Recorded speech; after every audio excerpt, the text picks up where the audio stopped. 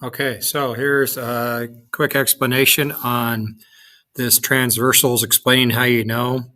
That's was seen in the video, and what I would suggest is you go through and um, make sure you study what type of angles can be formed by two lines in a transversal.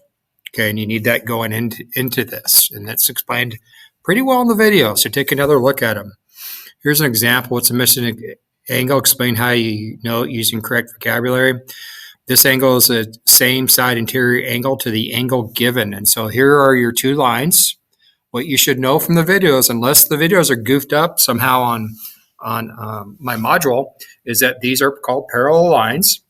This is called a transversal because it goes through those two lines at two different points.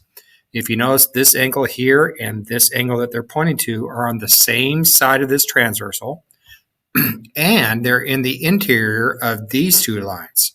Therefore, they're called same side interior angles. If lines are parallel, same side interior angles are supplementary.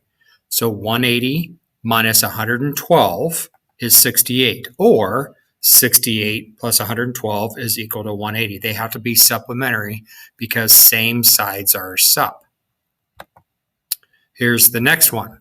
What's the missing angle? Again, parallel lines, a transversal that goes through those lines in two different points. But now if you notice, this angle is in a different spot. It's on the outside of these parallel lines. It's not in the inside, it's in the exterior. Okay, and then this angle down here is in the interior.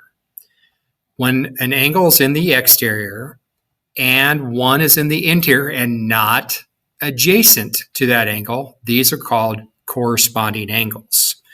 Now, in the videos, there should have been an explanation that the corresponding angles have to be congruent.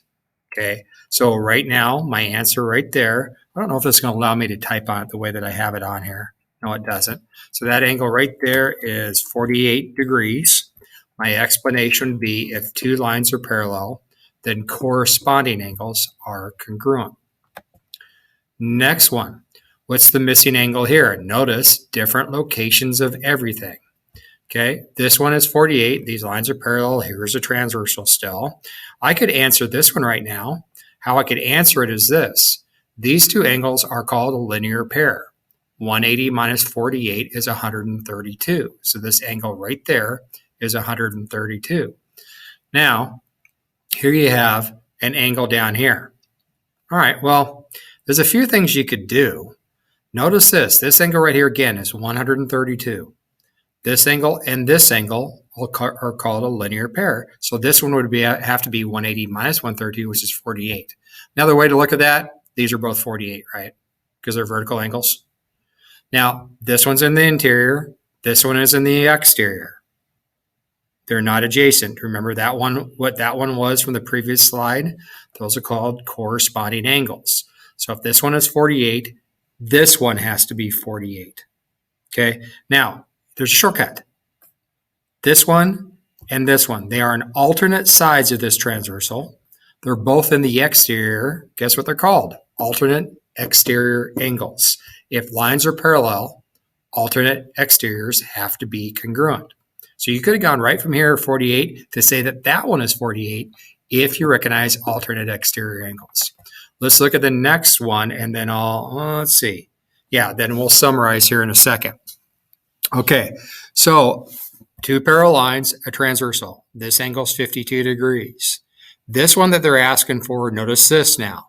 They are on alternate sides of the transversal. They're both in the interior, so they're called alternate interior angles. Okay, so if this is 52, this one down here has to be 52 degrees from the videos. These are linear pairs. 180 minus 52 is 128 degrees, so this angle would be 128. Okay, so then in my summary, it's this. There are four different types of angles that you need to know. I don't know if I did it in this order, but I'll do the best job I can. There are same side interior angles. If lines are parallel, then same side interior angles are supplementary. The rest of them are congruent. The second one was corresponding angles. One in the interior, one in the exterior, not adjacent. Same side of the transversal. Corresponding angles are congruent if lines are parallel. The other two alternate exterior angles both in the exteriors, alternate sides of a transversal. They're congruent if lines are parallel. And then alternate interior angles. Alternate sides of the transversal, both in the interior of the parallel lines, alternate interior angles are congruent if the lines are parallel. Hope that helps.